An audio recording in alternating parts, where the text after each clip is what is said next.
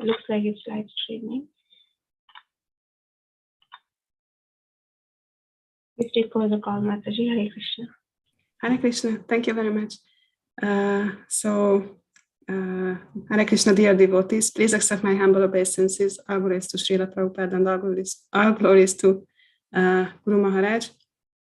Thank you very much for joining today. I'm sorry if my English won't be so good today because I just got home from the disciples meeting in the morning, but I will do my best, I promise. So I will share the verse which we will speak about.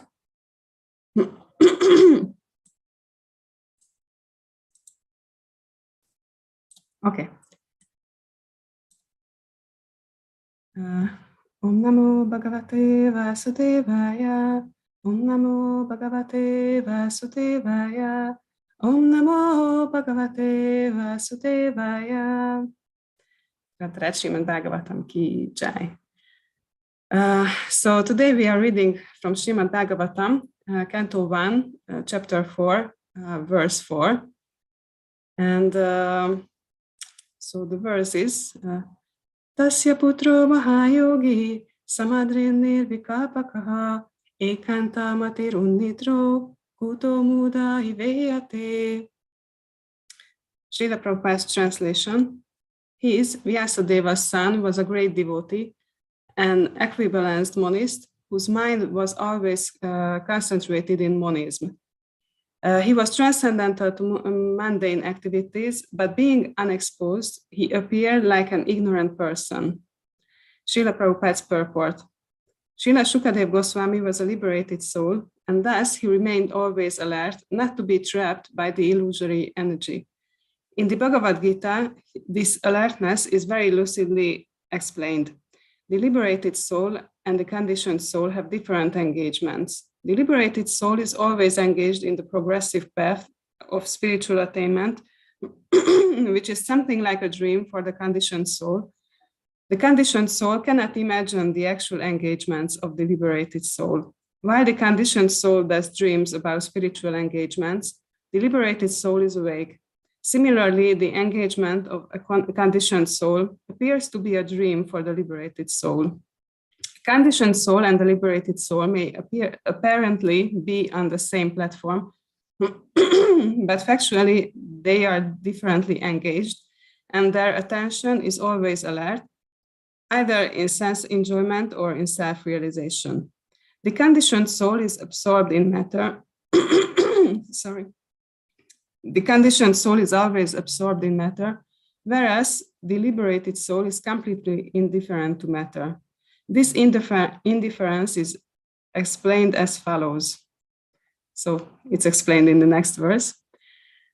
Om Jnana Timirandasya Gyananjana Shalakaya Chakshurum Militam Yena Tasmai Shri Gurave Namaha Namo Vishnupadaya Krishna Pashtaya Bhutale Srimate Bhaktivedanta Swaminiti Namine Namaste Sarasvate Deve Gauravani Pracharine Nirvishesha Shunyavadi Pashyatya Deshatarine Jai Shri Krishna Chaitanya Prabhu Nityananda Shri Advaita Gadadhara Shivasadi Gaura Bhakta Vrinda Hare Krishna Krishna Krishna Hare Hare Hare Rama Rama Rama Hare Hare. Namo Vishnupadaya Krishna Pashtaya Bhutale Srimate Chandramauli Swaminiti Namine.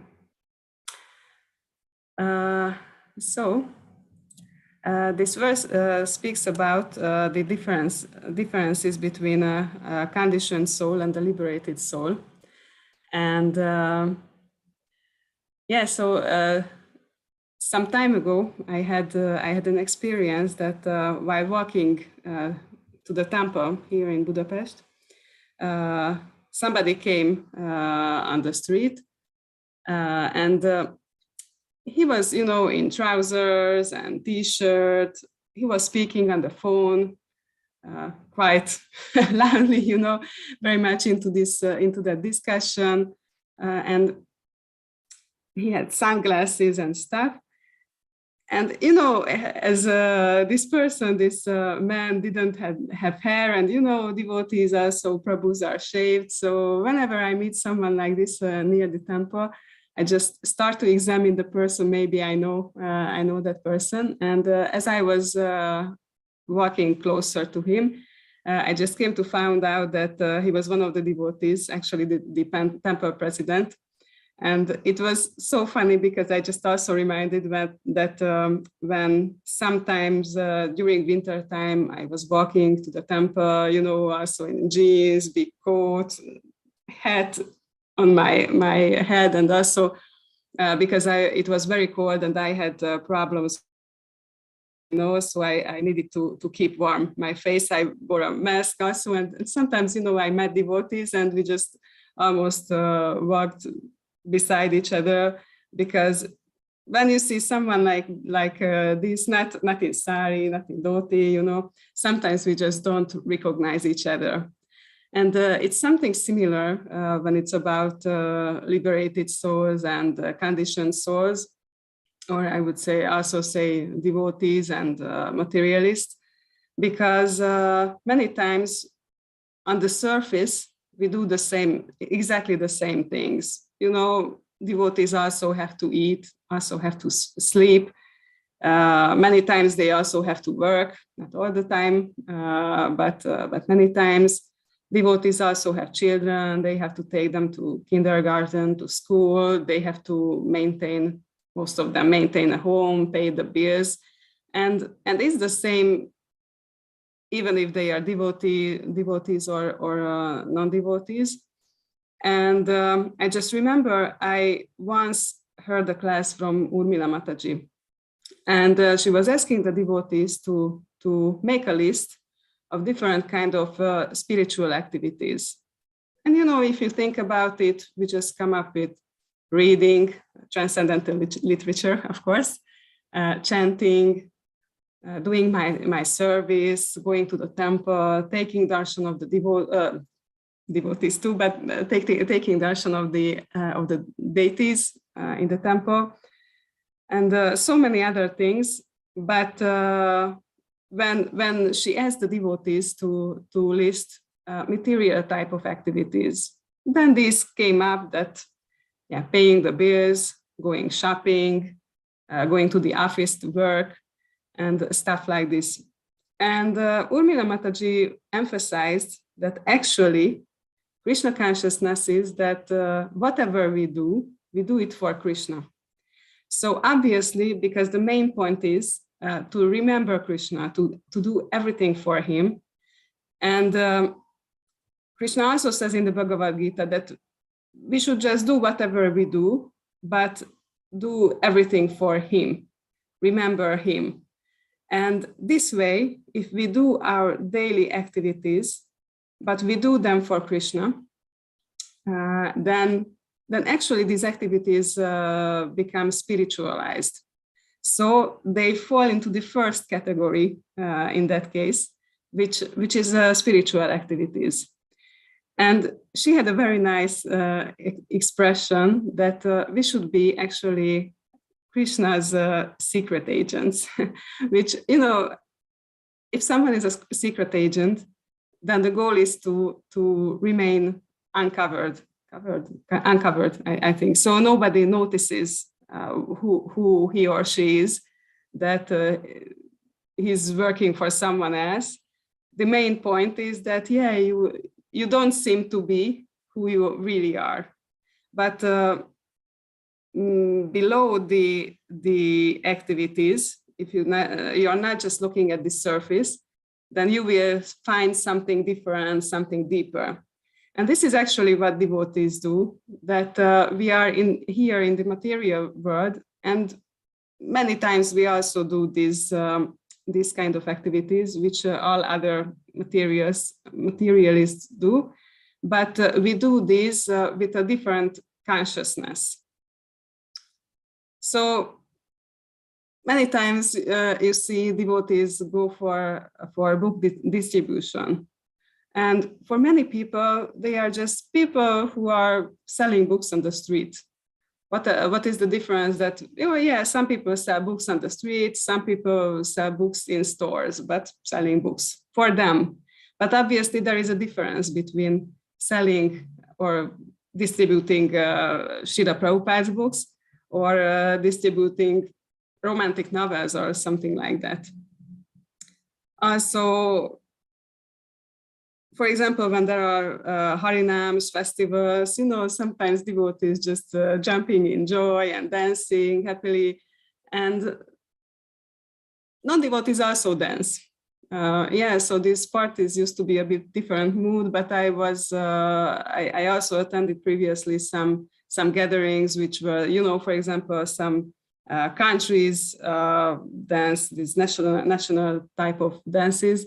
And they are also quite sattvic in a sense. So on the surface, it might seem that there is no difference. So we can obviously understand after this that devotees sometimes ask Krishna, what is the difference between devotees and non-devotees? And Arjuna asks this question in the Bhagavad Gita. And also in Srimad Bhagavatam, in the 11th canto, Udhava asks quite the same question. And the reason for them asking this because it's easy to mix these two. I mean, not noticing the difference. And because sometimes demoniac people have great spiritual knowledge. For me, always the best examples like Hiranyakashipu, when Hiranyaksha was dead, and the whole family was lamenting that, oh, how bad it is that we lost a family member, such a great personality, because for them he was a great personality. And in the 7th canto of Srimad Bhagavatam, we can read what Hiranyakashipu answered to them. And he was speaking about that, yeah, we are not this body and things like that. So actually, he had great knowledge. And also I've heard that Ravana was also a great scholar. His father was a Brahmana, and he consciously educated Ravana to be a great scholar. The problem was that they understood many things of the Vedas. Probably they knew much more verses and stuff than, for example, me. But if you don't understand the goal of this knowledge, which is to serve the Supreme Personality of Godhead, to realize that we are just these small particles of spirit souls, and our only goal is to serve him and to love him. If someone doesn't understand this, then this knowledge is, pointless. And that was their problem. But many times we don't see the difference because knowledge contains some similar elements, and the basic is the same, but the goal they couldn't reach. Also, if we see impersonalists, there are these gyanis, and they are so austere, so detached and stuff. I just remember that once I've heard a story that in Hungary here, there was a competition of eating gulab jamuns. And, devotees, you can imagine devotees competing each other who can eat more gulab jamuns. So this really doesn't seem to be the most austere lifestyle. Still, this one is the more devotional than, although maybe competition is not the most sattvic thing, but anyway, so detachment in itself is not enough. We have to have a higher goal than that. And the importance is that if we know the difference between, we see the difference between materialists and spiritualists, then we will know whom we should associate and with whom how we should associate. Because we have to discriminate whose teaching we accept. And also, you know, many times this causes the problem that we see something, some kind of attitude which we consider bad, and we start to criticize. And this the root of it is also that our understanding is not totally good. So let's see. Arjuna asked Krishna the following. So Arjuna said, "O Krishna, what are the symptoms of one whose consciousness is thus merged in transcendence? How does he speak, and what is his language? How does he sit, and how does he walk?" Yeah, I was thinking that Arjuna, after all, didn't answer how does he walk. Maybe I would have noticed our temple president sooner if I knew how a devotee walks. But actually, Krishna answers the main point, the essence of this question. So he speaks about that the devotee, the transcendentalist, he's self-satisfied. So he's not really attached to sense gratification. And His Holiness Bhaktividyapurna Maharaj said something interesting in this regard, because sometimes devotees are criticized by non-devotees that, there are so many rules for us. We cannot drink alcohol, we cannot have sexual life like they can have freely with whomever they want. And Bhaktividyapurna Swami said that in reality, we have a choice, and they don't have a choice. It seems like we don't have a choice because there are these rules and we have to follow. But what happens is that I can decide if I want to follow or not. I can decide in each moment if I want to drink alcohol or not, or drink coffee or anything. But, or smoke a cigarette. But for these non-devotees, because they have these attachments, actually they are the slaves of their body, of their senses, and they cannot decide. Because if you tell one non-devotee who's smoking that, okay, then you have a free will, just try it that you're not smoking for 1 week. And most of the cases, they cannot do it. They don't have a choice because the senses want to smoke. And because the senses want to smoke and the mind wants to smoke, and they are the slaves of these, they just have to smoke. And so we have a choice. It's good to know. And another symptom of a transcendentalist is that he's free of dualities. So they are not really attached to, have this idea that, suffering and happiness and attachment and fear and so many things. So,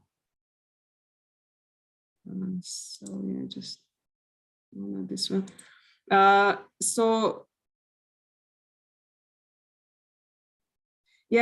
materialists actually, they think that these material objects, these sense objects, are for his own pleasure.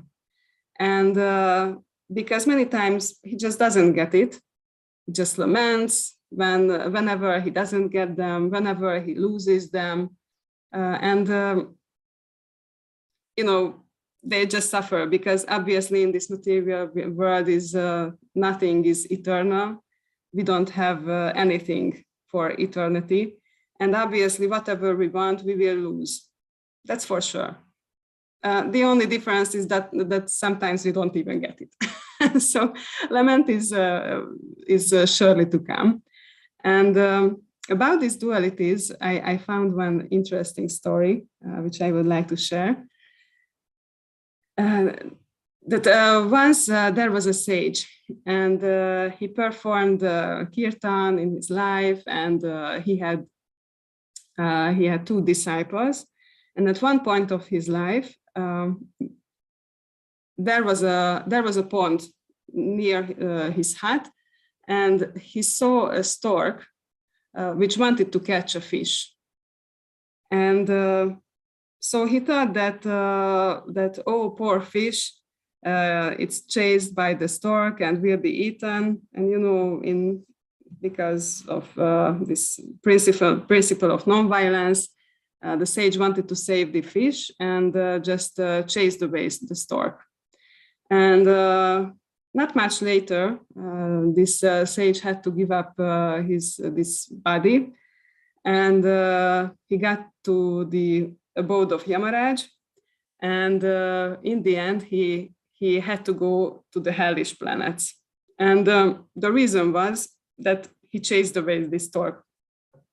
So just as a last teaching to his disciples, to his two disciples, he appeared in their dream and told them that, look, I just came to know that because I chased away this stork which attacked that fish, I have to go to the hellish planet. So just consider this, that whenever you get in this kind of situation, not to commit the same mistake.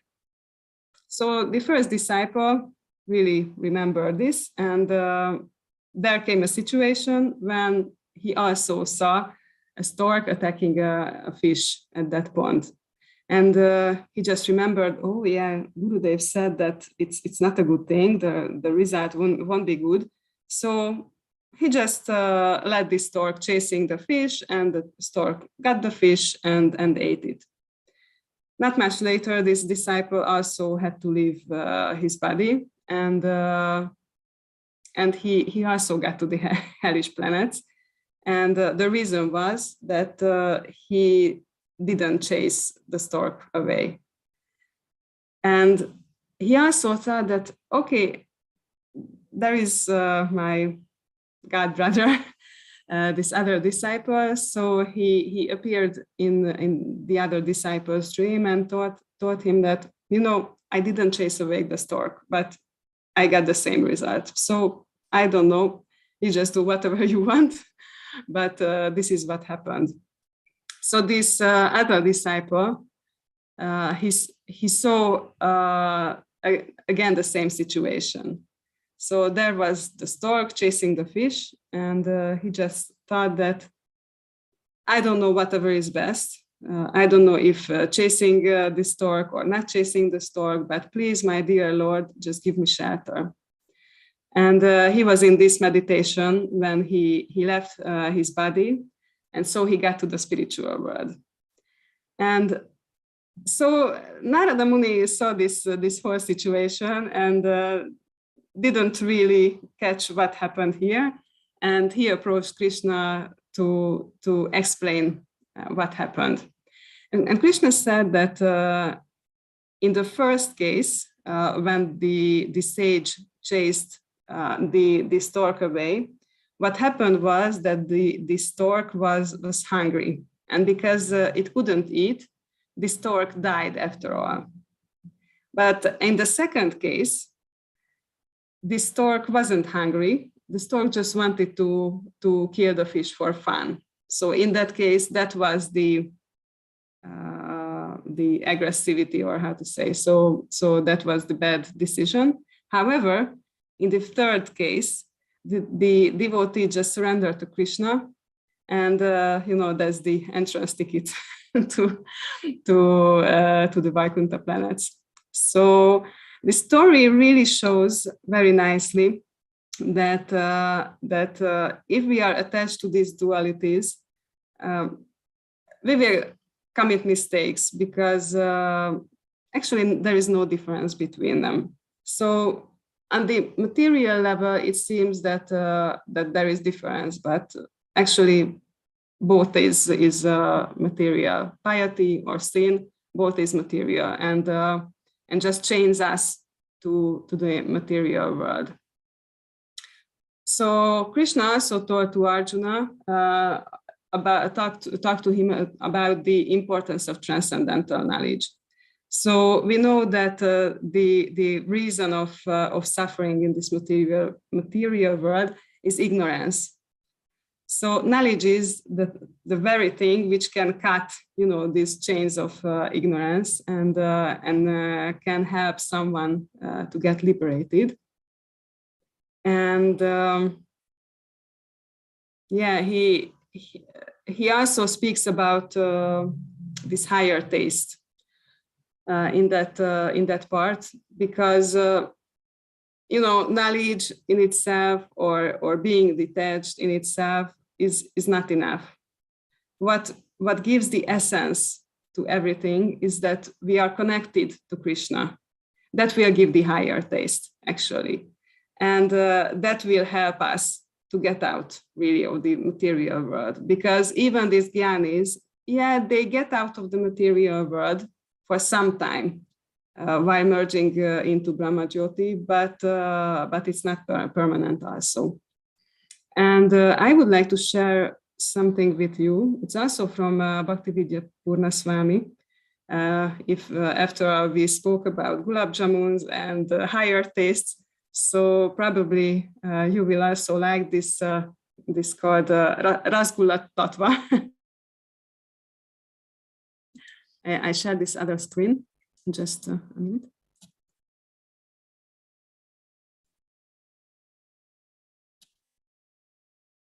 Yeah, I have it. Okay. So Maharaj said, Bhaktivinoda Thakur gives the example of Rasgulla, something we can all relate to. It works good. The Rasgulla has form, it has texture, it has smell, it has so many aspects to it. But how does the tongue want to interact with it? Prabhu answers, taste. That means the tongue simply draws this taste aspect from the Rasgulla, which is the masculine and which is the feminine. The answer is the tongue is the Ashraya and the Rasgulla is the Vishaya. Maharaj, yes, and you think you are the enjoyer. That is why it doesn't work so good. It is Prasad, it is Krishna, so he is the enjoyer. We are the enjoyed. There it makes sense. But if we just take a Rasgulla on our tongue, and it's like that we are enjoying a Rasgulla. No, you are enjoyed by it. But it is that matter, so the joke is on you. That is why you don't get much out of it. That's why Prabhupada said it reduces to a very minimum because you are dealing with that matter. But still you think it's the Rasgulla that is the taste, but it is Krishna's potency of that particular sweet taste that is in the Rasgulla. The Rasgulla has more of a sweet taste than the Sandesh, but the Sandesh will have more of the richness potency along with the sweet. Therefore, it can come out as equally as sweet, because if you put sweet with richness, then that balances out straight sweet. Because Rasgulla is just sweet, there is no real richness. So the potencies are there in it, still it is Krishna. So the main point here is that there are different potencies manifesting in different type of sweets, but all these potencies are coming from Krishna. So Krishna is enjoying you appreciating him in that form of Rasgulla. But if you don't recognize that it is him in the form of the Rasgulla, that reduces his pleasure greatly. But if you recognize it, that he is the taste of the Rasgulla, then Krishna is happy, and therefore you are happy. So it very nicely shows, I suppose, the difference between, when a transcendentalist eats, it looks like just like the same like when a materialist is eating, but this is the difference. So how the transcendentalist relates to this process of eating, to what he eats, and how the materialist relates to eating. There is the difference. Okay.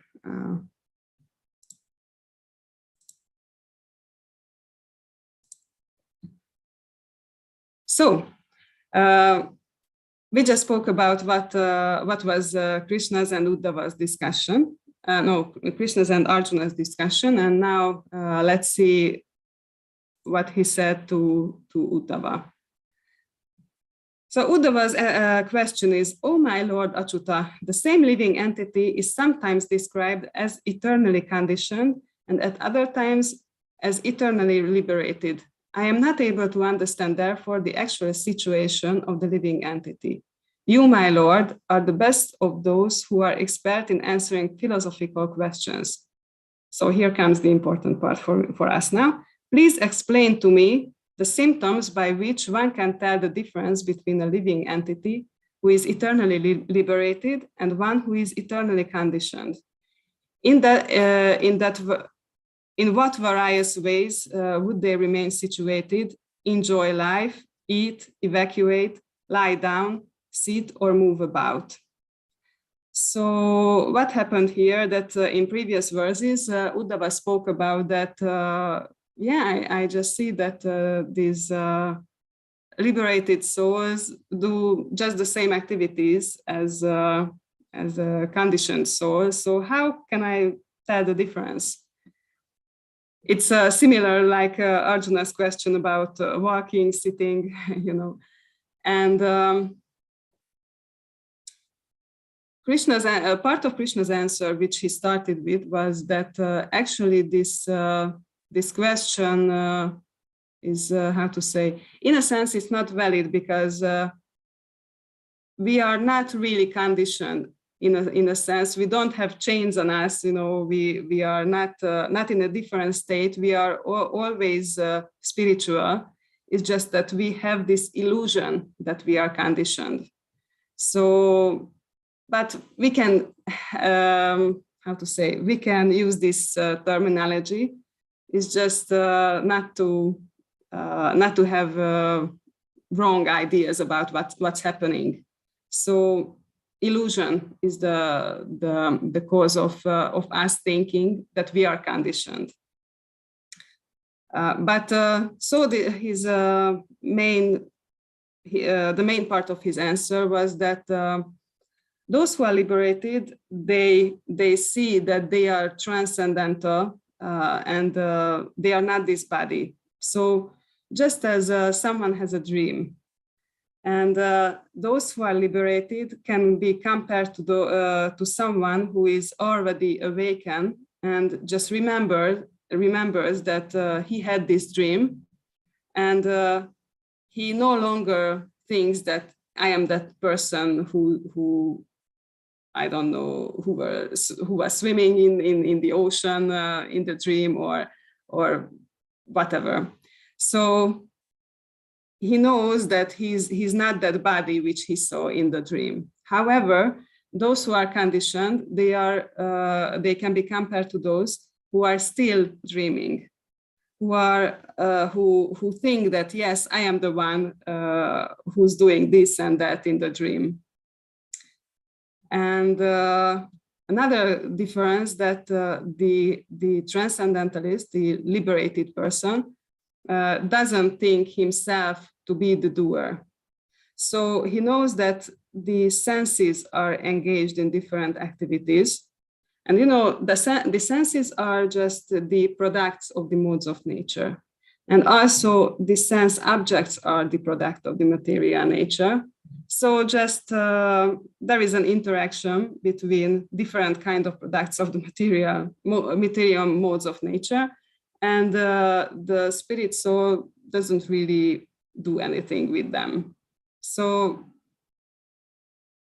materialists think that they are the doers, they are doing the activity, but transcendentalists know that actually the modes of nature are acting. There is a nice verse about it in this chapter. It's Krishna's answer to Udhava, that so it's the 11th verse from the 11th chapter. An enlightened person fixed in detachment engages his body in lying down, sitting, walking, dating, seeing, touching, smelling, eating, hearing, and so on, but is never entangled by such activities. Indeed, remaining as a witness to all bodily functions, he merely engages his bodily senses with their objects and does not become entangled like an unintelligent person. So we can see here that the difference is mainly consciousness also. And yeah, let's see. There are also beautiful metaphors for this. So what happens here is compared to the sky, for example. The sky is, you know, big, there is no limit to it, but it doesn't mix with anything. It's also the same like when the sun is reflected on the water. You see the sun on the water, but still the sun doesn't merge with the water in reality. And the third was like the wind. Wind sometimes carries different smells, but the wind is still separate from the smells. It doesn't mix with those smells which it carries. So yeah, Krishna again he speaks about the importance of knowledge here, and yeah, what I thought of speaking about that there is an interesting thing when we speak about these differences between materialists and transcendentalists, that many times we see that Shastra emphasizes to see difference between things, and sometimes it emphasizes that transcendentalists doesn't see difference between certain things. So how does it come together? You know, for example, we read in Bhagavad Gita that a sage doesn't consider different type of living entities to be different. Like he looks in his eyes the Brahmana, I don't know which way. Yeah, the cow and the dog and the dog eater. They are just like the same. On the other hand, in different parts of the scripture, we can see that devotees have to see the difference between different type of people, like materialists and transcendentalists, or even the different level of transcendentalists. So how should we understand this? Because as I mentioned before, that it's important to see whom we want to associate with, how we want to associate with them. And for that, do we need to discriminate or not? We shouldn't discriminate. So it's an interesting question. And once I've heard in one of Bhuta Bhavana Prabhu's classes, he said that actually when we don't differentiate at all, that is the mode of ignorance. When we don't see the unity, but we just see only the differences, then it's the mode of passion. And the mode of goodness is when we see both the unity and the diversity too. So if we would like to practice our spiritual life in the mode of goodness, and even above that, then we have to see both the unity and the diversity. And so connected to what we are speaking now, what it means. So we see that the materialists, they see difference within the matter. So for example, we mentioned duality. So they see that, oh, this is bad, this is good, or they see that this is enjoyable, this is not enjoyable, I like this, I don't like that. So they make a difference, but in that, but actually what they don't see is the difference between material and spiritual. On the other hand, transcendentalists, they don't really consider to be different, all these dualities. So for them, cold and hot is the same. For example, happiness and distress is the same, because all these are material. But they see the difference between material and spiritual. And that is real knowledge. Prabhupada said that real knowledge is to be able to make a distinction between material and spiritual. And that is what transcendentalists do. And how these are important to us. So it's important to be able to discriminate, in a sense, whom I would like to associate with. Because we hear so many times that association with materialists is just, bring us down. So because we will absorb more and more material values, and we will see things in a materialist way more and more. And that way it just distracts our attention from Krishna. But if we associate with devotees, especially pure devotees, then it uplifts us. And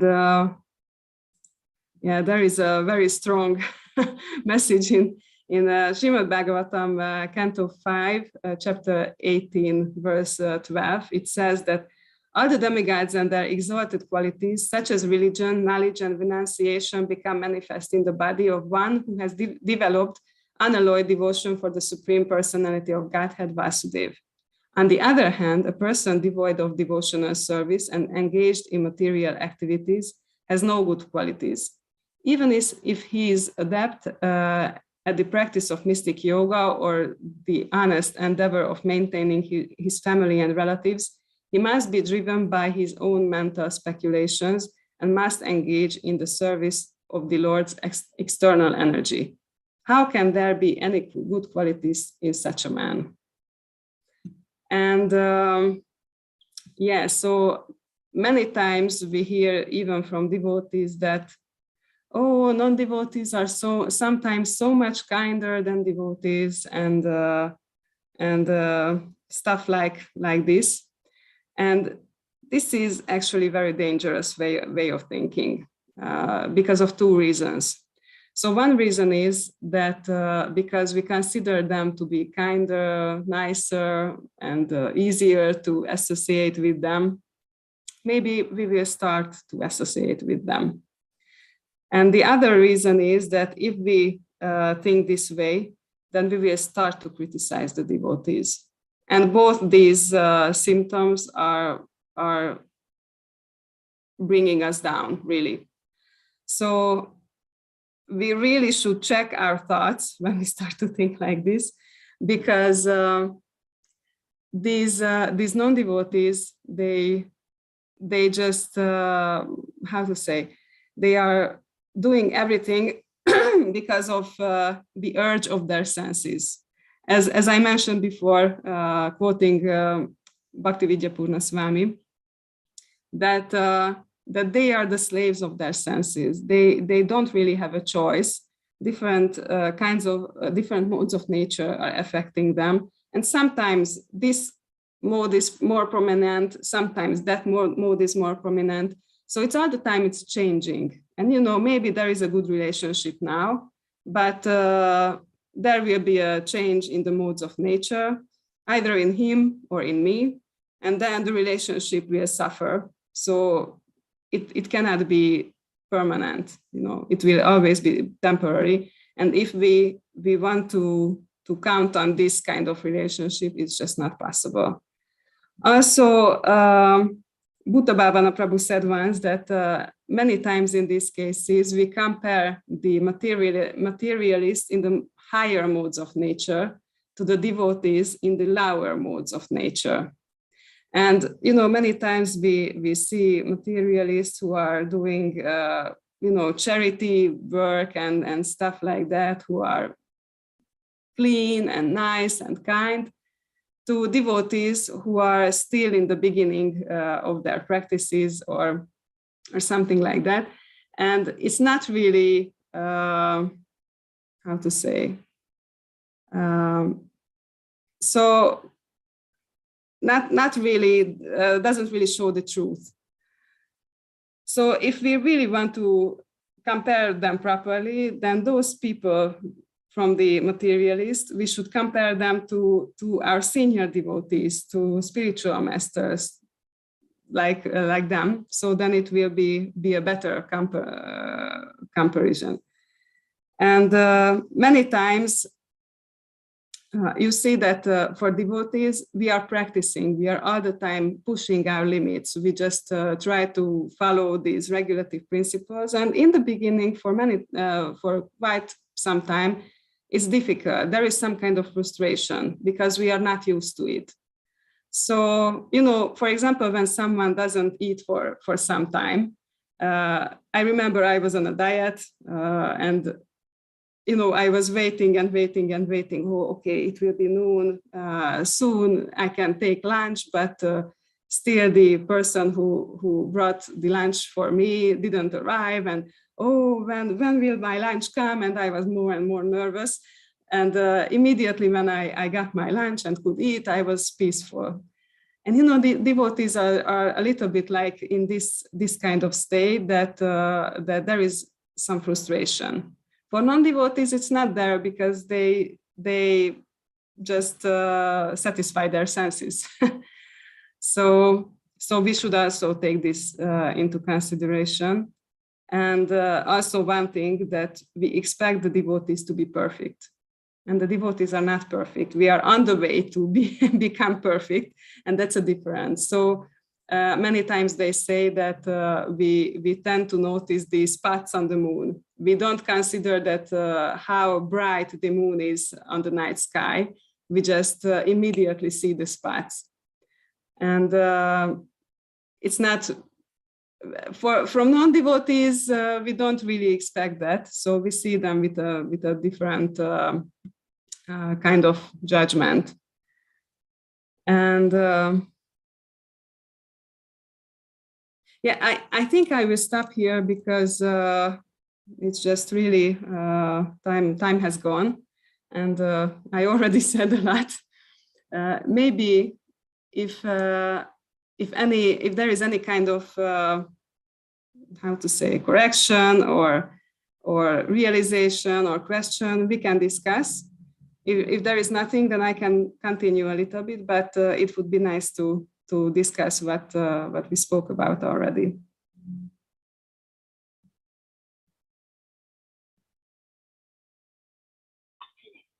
Morning you ate? Because they weren't letting me go because they made onion less.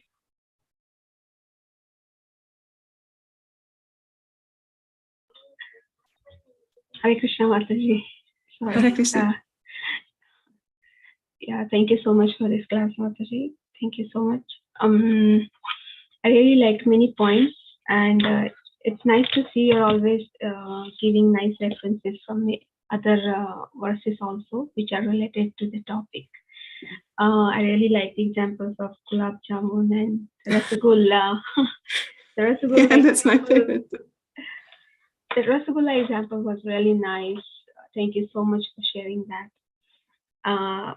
It really made me, it really gave me nice realizations. It was really nice to hear like how Krishna is Krishna is enjoying you, appreciating him in the form of rasgulla. So it all matters. Our consciousness matters. With what consciousness we are eating. So thank you so much for sharing that, Mataji.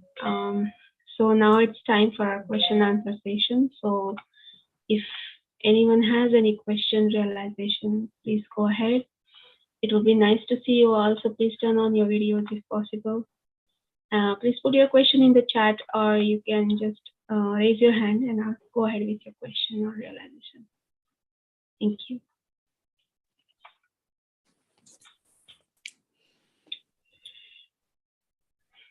Hare Krishna. Go ahead, Hare ma'am. Krishna. Please accept my humble obeisances. All glories to Srila Prabhupada, all glories to Guru Maharaj. Class as always, Mataji. I just wanted to say that, like Govinda Mataji said, I also love the example of Rasgulla. And I think I would like if you can share it on the God family, the group. This Maybe, Rasgulla example. yeah. Oh, okay, I will do that. Okay. I would like to share with many other people also. So thank you. I just wanted to say that. Thank you so much for the feedback. Yeah, I remember the first time I read that it was, in a sense it's funny, but also very, very, very deep. And for me it was. Yeah, it's funny, but it helps you, introspects when you're taking prasadam, and Yeah. at least I was thinking when I'm taking prasadam, what my consciousness is. So that really, it can help me to, improve my consciousness when I'm taking the prasadam, at least by reading more. So thank you. Yeah, thank you very much. Yes, I remember the first time I read this example. Previously, I thought that, yes, when I'm eating, I'm connecting to Krishna.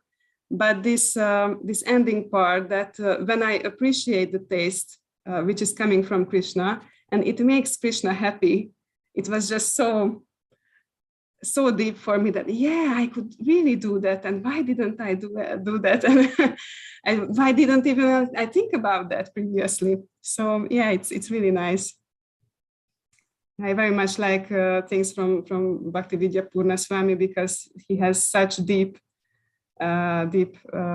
thoughts and everything. Yeah, you should often share sometimes, you should often share even on the group. They are really indeed interesting, yeah.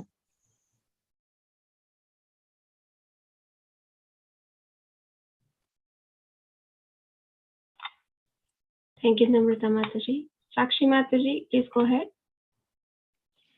Hare Krishna, Radha, Vinodini. Nice to see you once again. It's a beautiful class, very important and crucial point. Verses you have taken on today. I love the example of the Rasgulla, as we all love eating it and devouring it, and even eating it to the extent that we feel full. And also I like the other story about the stork and the fish. It meant a lot to surrender to Lord Krishna at that point of time. So thank you so much for sharing these stories. There's another point which Mataji you have mentioned, is about association with the materialistic, and those are the non-devotees. But unfortunately in our daily life, we are associating with them on a daily basis, say our own family members, our family members who are not into the Krishna consciousness. So we are associating, we are talking to them, we are talking to them, we are dealing with them daily, or as such. So it is not something that we can easily avoid doing these things. Like, I'm sure everyone in this forum, in this group also agrees that we are in association with non-materialistic with materialistic individuals. So how best we can get away from this people, although it's very difficult because these are our family, close relatives as such, Mataji. I remember once Guru Maharaj spoke about this, that there is a difference between giving association and accepting association. And the difference is that when we are accepting association, is that then we accept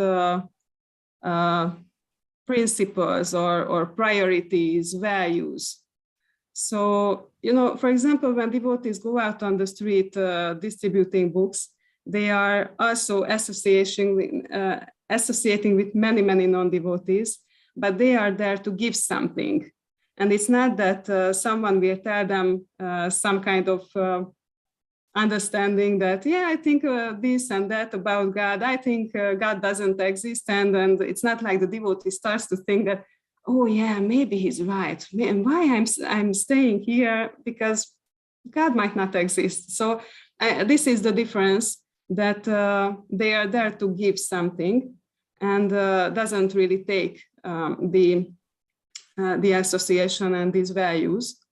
On the other hand, we should be very conscious about it, that sometimes we take these values unconsciously.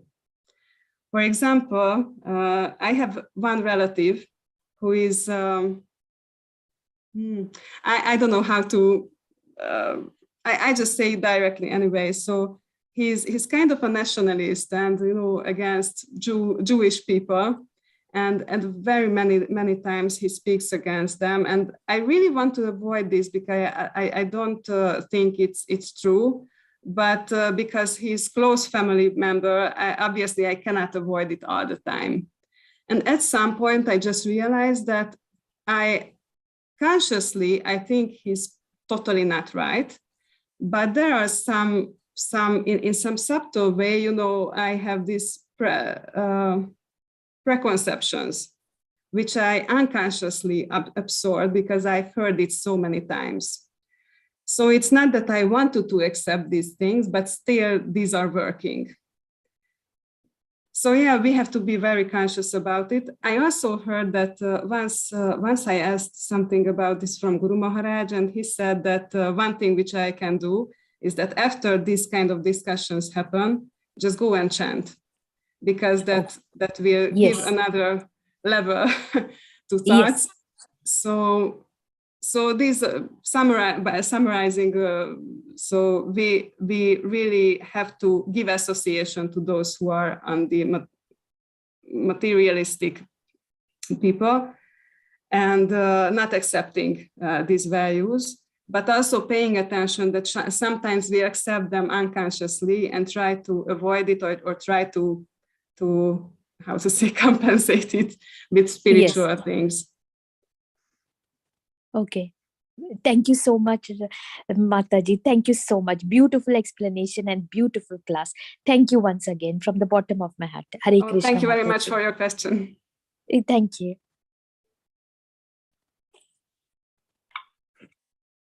Thank you, Sakshi Mataji. Thank you. There is a comment from Narasimha Leela Mataji about the same topic we are talking. She shares that I have heard that it's important not to reveal one's heart to non-devotees. Oh yes, very, very, very good point. Thank you very much.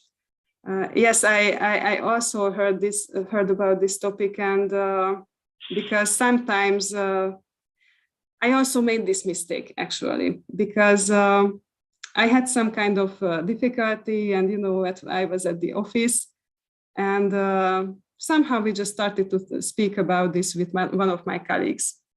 And the problem is that they don't see things in this spiritual way. And obviously they will make a distinction between good and bad, and they won't see the difference between spiritual and material things. And many times they start to give advices. And that's not good, because it's not based on something spiritual. And also, like, yes, you're right, she's or he is acted very bad, and start to criticize together, and because it feels nice that someone agrees and comforts me.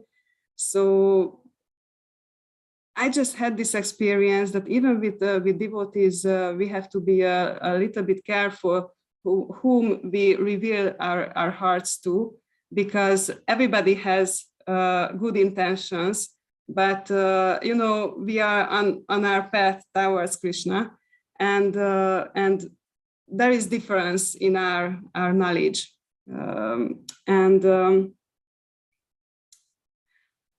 I remember that I've heard that Shubha Vilas Prabhu, he had one class and spoke about different levels of friends. And the first one was like, everybody, neighbors, colleagues, and stuff whom they are there in our life, and we spend time together, not really want to spend time together in our free time, but they are there, we don't reveal our minds. The second is those whom we intentionally spend our time together, and there is some kind of relationship already. And one step higher is those who are there, whom we can count on, and who are on the same page with us, and we can really reveal our hearts to them. Those are the real friends. We just have 1, 2, or 3 of them probably, and most of the time we consider these levels friends. But he mentioned a fourth one, which was actually like a mentor type of friend, and actually that's the best friend, because he or she can give good advice based on spiritual principles. And if we handle something on a material level, then the problem won't be solved, and we just become more engaged. Maybe we can postpone the problem, or we can make it even bigger problem if we are not, if we don't handle it properly. But if we solve it in a spiritual way, it will be solved.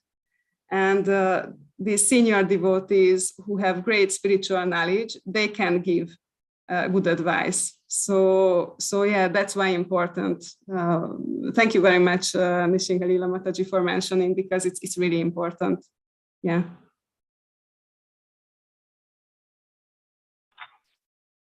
Thank you, Mataji.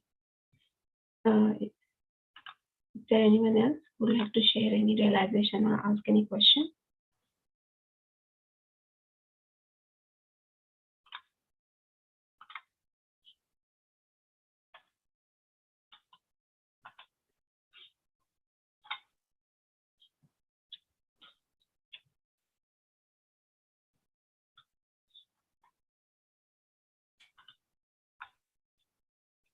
Okay. I don't see any question or comment here, Mataji. So, may I share just one last quote, which sure. Which is a little bit connected to here, but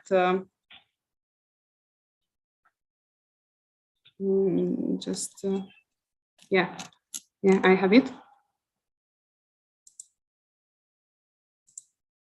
It's also from Bhaktivedya Purnaswamy, and it's about when we see mistakes on devotees most of the time, and it's also connected to how to see things in a spiritual way when it seems to be wrong in the material way, because those are difficult to digest.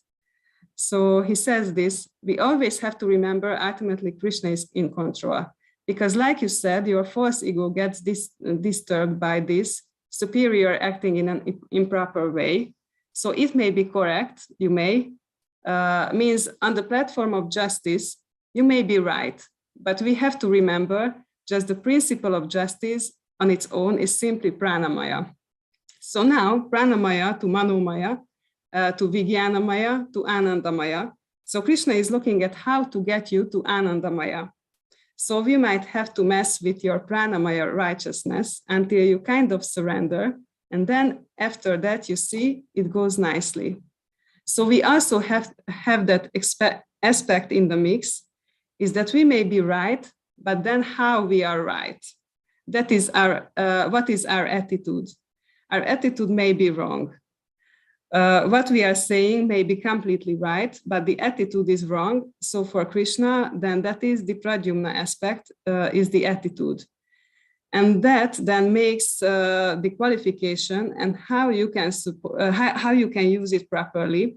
And so then sometimes we will run into trouble when we are doing everything right, but practically on the spiritual platform, we are wrong. And since it is a spiritual movement, it is always going to go and favor that. Like I said before, is that if this organization was in any other institution in the world, they would have already fallen apart long time ago. They wouldn't even gotten out of the gate, right?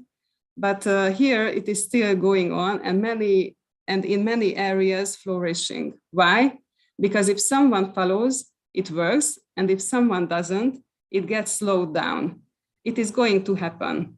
Lord Chaitanya said, every town and village, it will happen. It is just a matter of, do we take part or not? So we do best we can and where we can, and then it will keep going. So the reason I really wanted to share this one is that it's also, how we see what is material and what is spiritual, because many times the rules are one thing and how we react is another thing. And as it's said that the reaction, that's the more important thing in this, and that Krishna actually uses these situations to uplift us to the higher levels.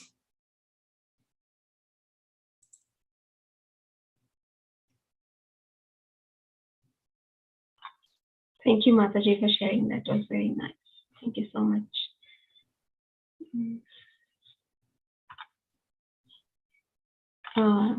So any last minute questions or realizations or comments from anyone?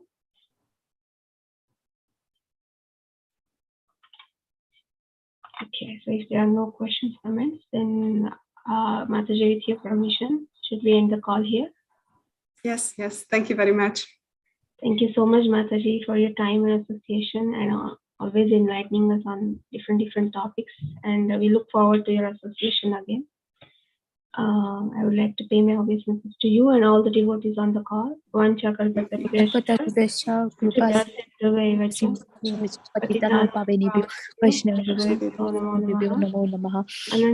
Vaishnava Vrinda ki jai. Jai. Srila Prabhupada ki jai. Jai. Har Grace Thank you Radha so much. Vinodini Mataji ki jai.